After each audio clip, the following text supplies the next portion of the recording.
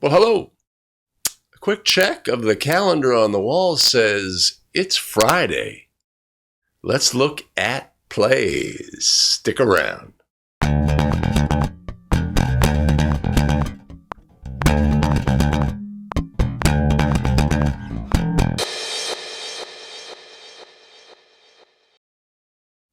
Hello again, everybody. It's Greg with thebetterofficial.com, where we craft video to help basketball officials get better and take control of their officiating career. We have an audacious goal this year to get to 10,000 subscribers on YouTube. You can help us out by subscribing below. Also, take a moment to share the video with other officials in your association, through your social media channels, etc., so we can all get better together. Thank you so much in helping us get to our goal. As always, if you want to buy us a cup of coffee, that'd be fantastic. The link is above.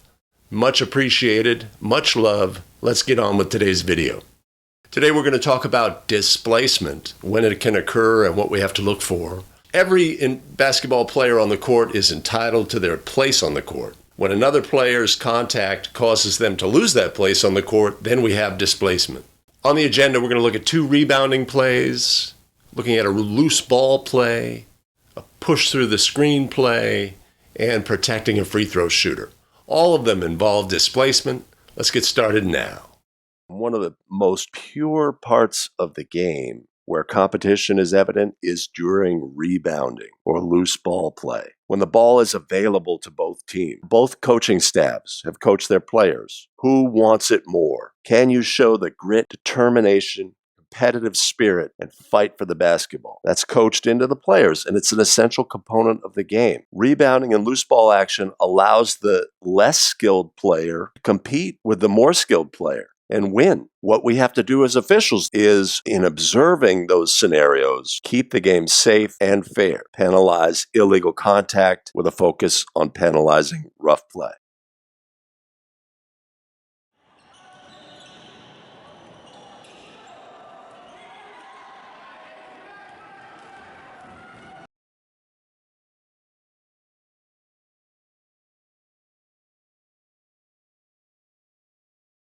We have a drive to the basket. We have an obvious push in the back on the rebounding action and no call on the foul. Ball gets pushed up and we realize that the team in red has a big lead. Looking at the play, the lead has the play down the lane. We have an on-ball defender and a secondary defender. Lead focused on that play as they should be. But once that sequence ends, fails to recognize the push in the back. One thing that also becomes obvious is this is a large floor. This is 2-person mechanics. There are issues with working on a large floor, 2-person mechanics. We have to recognize it for what it is. If a team is a fast-breaking team, it puts a lot of pressure on the trail official in those scenarios. But that being said, we have to look at the play for what it is and what it needs. This play, this rebounding action needs 2 officials. We would expect the trail to be at least 28-foot line here. There's no competitive matchups. We would want the trail to be free throw line extended here, trying to get a look over or under this matchup here. If we had a trail official here or a center official, we would not miss this play as a crew. It doesn't absolve the lead official who misses this obvious foul. But this is what we want as a crew. Note the behavior of the trail as well and identify it in your own game. The shot goes up and the trail steps back. If you take a step back as trail in this scenario, your willingness or ability to put a whistle on a play goes down to practically 0. You have made the disconnection of the play. So when you look at your own game video, identify if you have that habit as a trail. Obviously, as a trail, we want to step down towards the action. That sends a signal to our brain, actively evaluate for illegal contact on plays. So takeaways. As lead, focus on the play, but once the competitive situation is over, move to the next phase, which is rebounding action. If we'd taken a step back to the H here, when the ball is released, we would have most likely seen that push. So bad miss by the lead trail. We have to be in position to rebound this action. Yes, it's a large floor. Yes, they're going to push the ball, but this play is more important than the next play.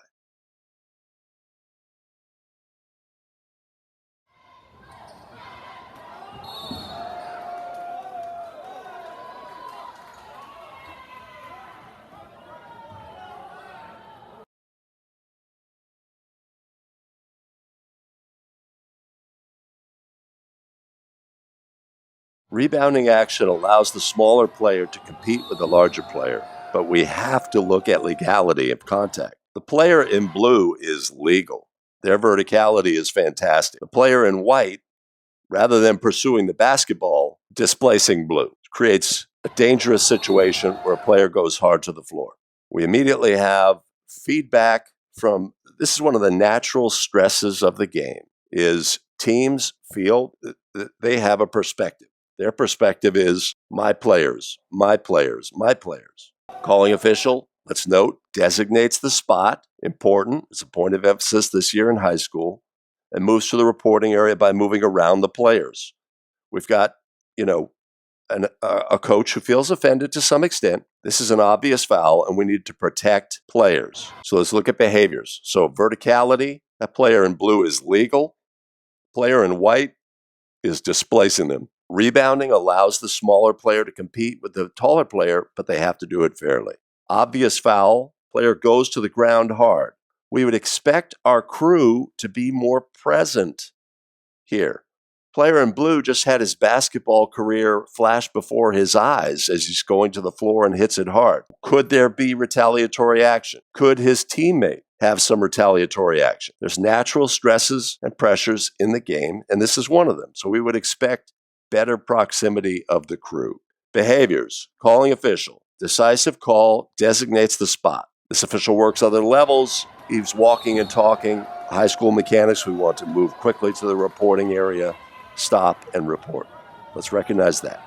But we want to use the reporting area smartly here, right? So we move here knowing we have a coach who feels that there's an issue, for right, wrong, or indifferent. We know that. It's a factor. We don't want to be in too close proximity.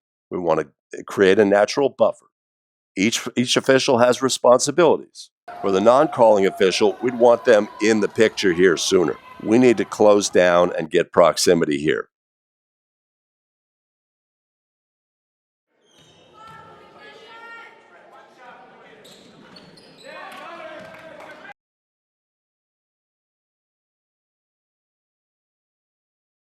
Unlike rebounding and loose ball situations, when we have a player who's shooting the basketball, their focus and attention is on the basket. They are relaxed and unprotected. We need to protect them as officials from illegal contact. This is something that needs to be addressed.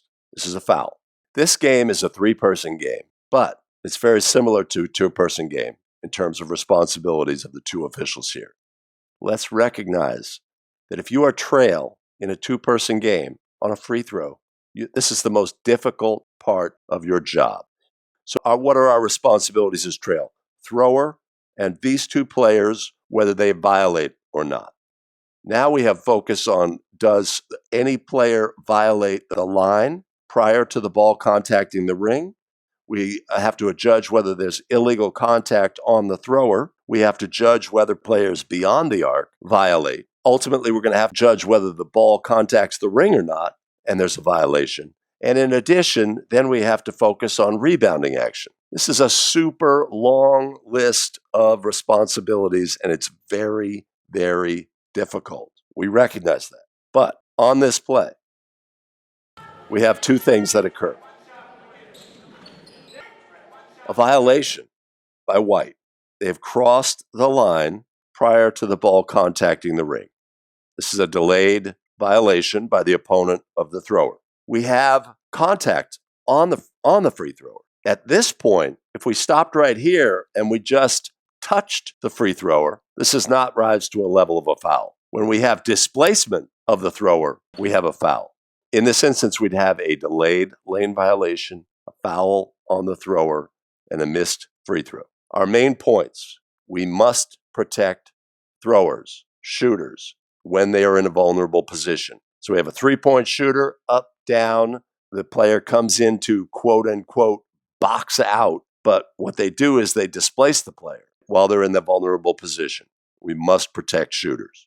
Secondly here, is this sequence of violation and foul on the shooter a common scenario, something we adjudicate all the time? No, it's not. So if we had a whistle on this play, we'd immediately go into atypical mode. Atypical mode needs us to slow down. We need to process. The calling official would need to process. The crew is going to need to help them through and provide any information that may be needed about rules and adjudication of what's going to happen next. So let's recognize that. So takeaways from this play: being trail in two-person is super difficult. Recognize it for what it is. If your teams give you a hint early in the game that their actions towards the thrower, like previously in the game, we saw this player get close to the line, then maybe it gives us a clue that we need to pay a little more attention. We have responsibilities. We have to do the best that we can. We know that this is a point of emphasis, or has been recently. Go through your checklist of responsibilities. Try to linger with the thrower just a moment longer. If we have contact, such as this, where we have displacement, this is a foul. It's atypical. Go through your process for atypical. Slow down, communicate, process. If you want to pause the video right here and take a moment and think through, if on the second of two free throws, we had this violation and foul sequence, exactly what would happen next. That's a great exercise to go through. If you think it through here, when you get out on the court, you'll be better prepared. In loose ball scenarios, what do the coaches want? How have they trained their players? Loose ball on the floor, fighting. Show your commitment to the team. Show your commitment to the pursuit of the loose ball. Loose ball scenarios, we will often see the scrappiest kid on the team competing for the basketball. It's an exciting part of the game, but NFHS says we must penalize and hope to eliminate rough play in the game of basketball. Injury prevention is super important.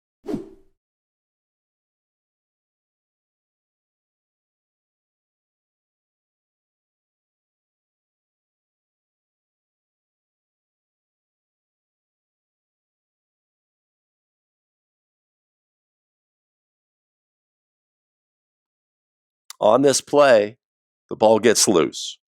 White 12 is in pursuit of the basketball.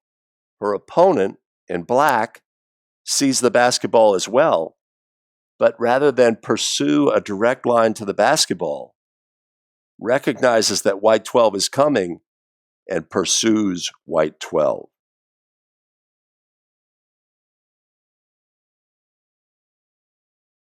That's illegal contact in the pursuit of this loose ball. It's something that needs to be addressed and penalized. Both players are in equally advantageous positions in pursuit of the basketball. And this is fantastic.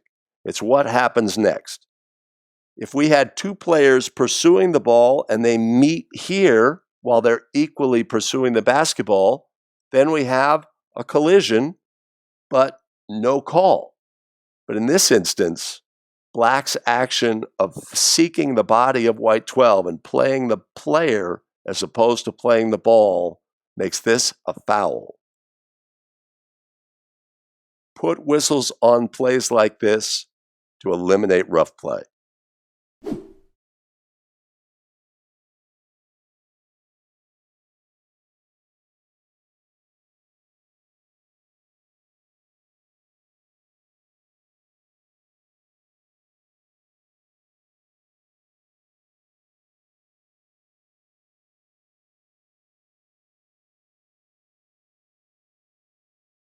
Officiating two-person basketball presents challenges.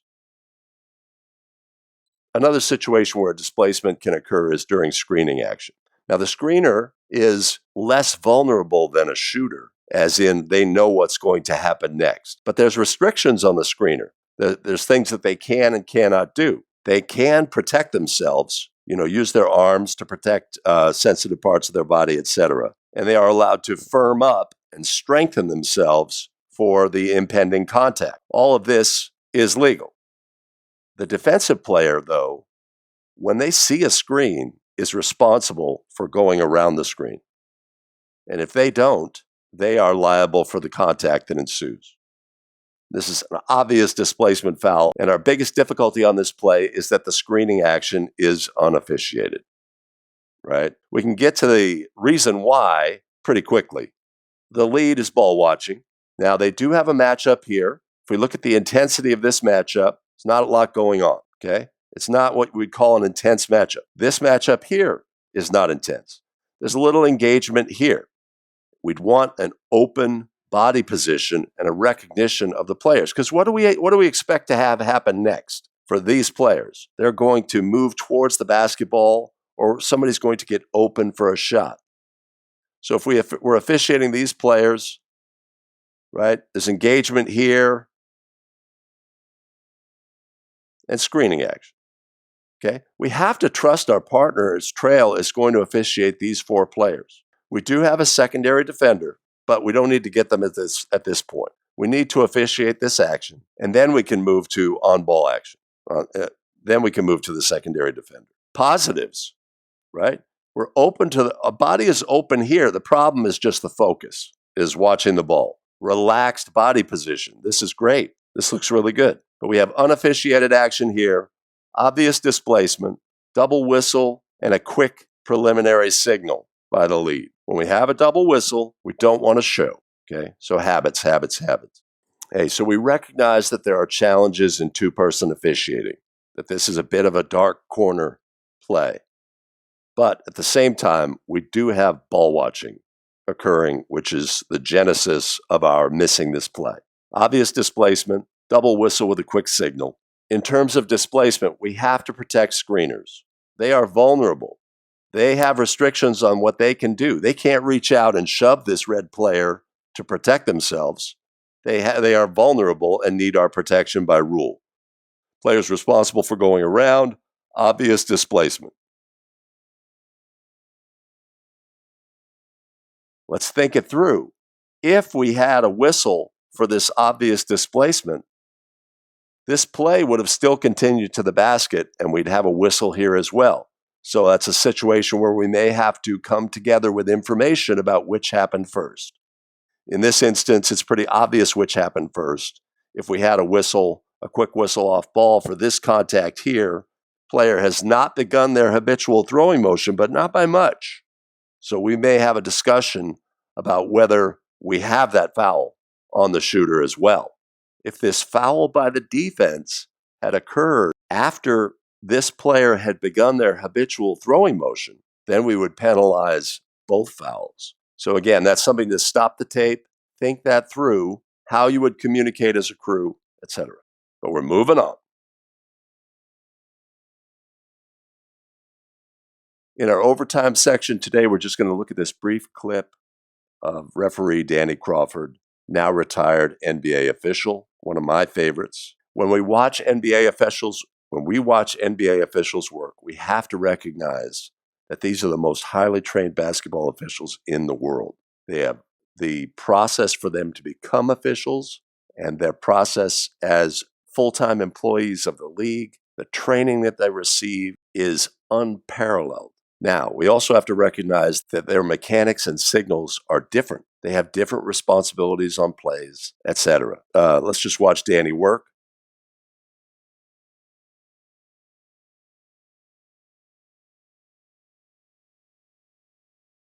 Okay, on-ball matchup. Goes to the wing. We got two of the best embellishers in the league here. This really is unofficiated, but if something came out of this play and they needed to look at it, they can go back to video and watch it. We don't have that luxury. So Danny gets down below the outside player and has an open look on the play. And that's what we want.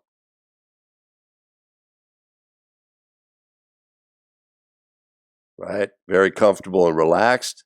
Ball goes into the lead's primary. Immediately, what do we need to officiate next? This matchup, nothing.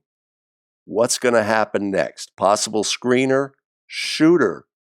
They're going to run something to free him up, right? Seeing whether he's being held here.